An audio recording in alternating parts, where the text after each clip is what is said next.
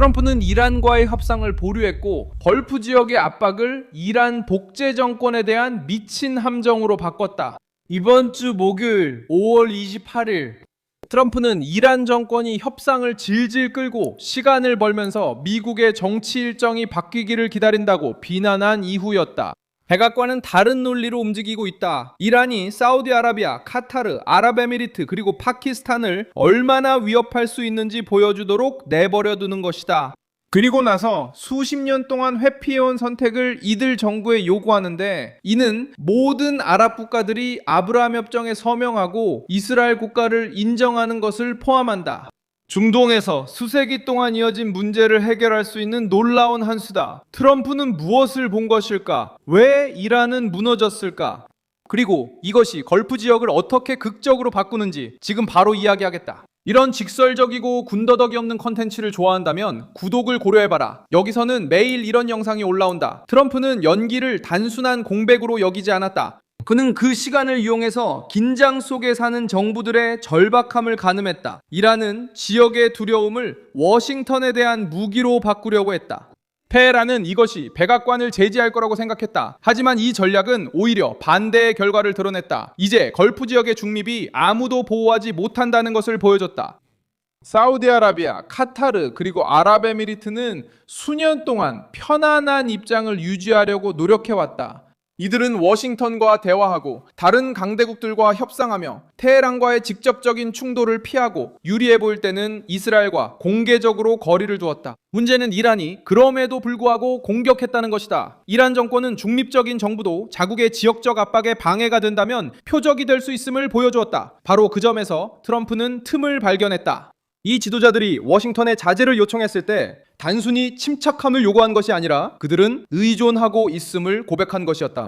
그들은 이란을 억제하고 경제 흐름을 보호하며 위기가 자국 경제에 직접적으로 미치는 것을 막기 위해 미국이 필요하다는 것을 보여주었다. 트럼프는 그 메시지를 이해했다.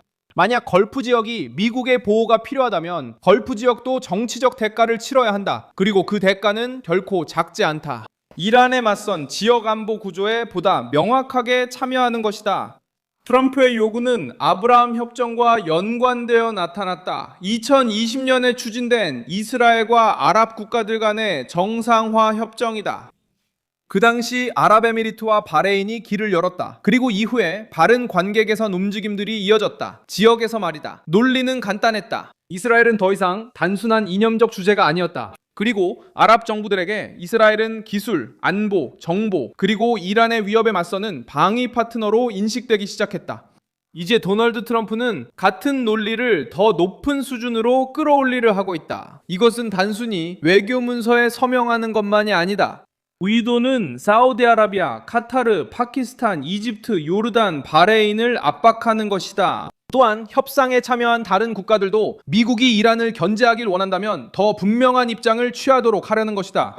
그렇다면 이스라엘이 중동의 핵심 문제라는 식의 연막극을 더는 유지해서는 안 된다. 트럼프에게 있어서 핵심 문제는 이란 정권이다. 이란은 두려움을 도구로 사용하려다 함정에 빠졌다. 걸프만을 겨냥하면서 테헤란은 이들 군주국들이 트럼프를 압박하게 만들고 싶어 했다. 하지만 트럼프는 그 압박을 빚으로 바꿔버렸다. 진정하자는 갑 요청이 더 분명히 보조를 맞추라고 요구하는 논거로 바뀌었다. 공항의 모든 신호가 옛 게임이 끝났다는 증거로 바뀌었다. 그리고 이 지역에 대한 이란의 모든 위협은 백악관이 이스라엘을 지역 방위의 중심에 둔 공동 전선을 옹호하는 데 도움이 되었다. 사우디아라비아는 이 판에서 가장 무게감 있는 말이다. 사우디아라비아 국왕은 메카와 메디나 두 성지의 수호자라는 칭호를 가지고 있다. 이스라엘과의 공식적인 관계 개선은 단순한 서명이 아니다. 이는 이란의 내러티브가 힘을 잃었다는 신호를 무슬림 세계 대부분에 보내는 것이다. 테헤란 정권은 항상 자신들을 이스라엘에 맞서는 저항의 수호자로 내세우려 했다. 하지만 리야드가 다른 길로 나아가면 그 주장은 훨씬 약해진다. 파키스탄은 또 다른 민감한 지점으로 등장한다. 아랍 국가가 아니지만 인구 면에서 영향력이 큰 무슬림 강국이다. 군사적으로도 핵무장 국가이기도 하다. 이슬라마바드가 새로운 입장에 조금이라도 문을 연다면 상징적인 충격은 엄청날 것이다. 트럼프도 이 점을 잘 알고 있다. 따라서 압박은 걸프의 부유한 정부들만 겨냥하는 게 아니다. 또한 항상 사우디아라비아가 먼저 움직이기를 기다려온 다른 무슬림 국가들의 인식을 바꿀 수 있는 정부들도 겨냥하고 있다. 카타르는 가장 난처한 사례다. 도하는 여러 측과 관계를 유지해왔다. 위기 이후 하마스의 정치 지도자들을 받아들였고 모두와 대화함으로써 영향력을 키웠다. 트럼프를 지지하는 시각에서 보면 바로 그렇기 때문에 비판이 더 무겁게 다가온다. 카타르가 안보 파트너로 대우받고 싶다면 영원히 모호함을 방패로 삼을 수는 없다. 이번 전쟁은 이런 모호함에도 대가가 있다는 것을 보여줬다. 트럼프는 또한 이란을 전략적 굴욕에 직면하게 했다. 트럼프가 더 넓은 연합을 언급하고 지역 평화를 아브라함 협정과 연관지으면서 그는 테헤란과 이란 국민에게 직접적인 메시지를 보냈다. 이 정권은 계속 이스라엘을 비난하지만 이제 이 지역은 필요에 따라 행동하기 시작했다. 미사일 방어, 레이더, 기술, 정보, 그리고 경제 루트가 이전에는 멀었던 정부들을 같은 테이블로 이끌고 있다.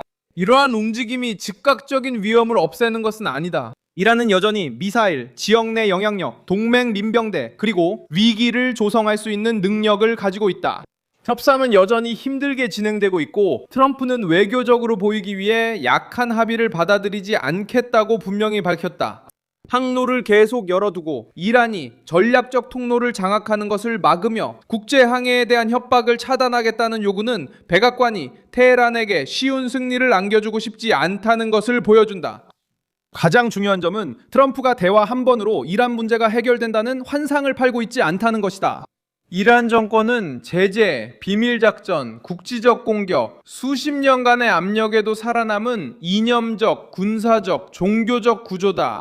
시설 하나를 파괴하면 프로그램을 지연시킬 수 있고 지도자를 제거하면 내부 갈등이 촉발될 수 있다. 하지만 정권을 그 영향력을 키우는 내러티브에서 고립시키는 것은 또 다른 형태의 압박이다. 그래서 이스라엘과의 관계 개선이 핵심 요소로 떠오른다. 이란은 항상 무슬림 세계가 이스라엘에 맞서 단결할 것이라는 생각에 의존해왔다.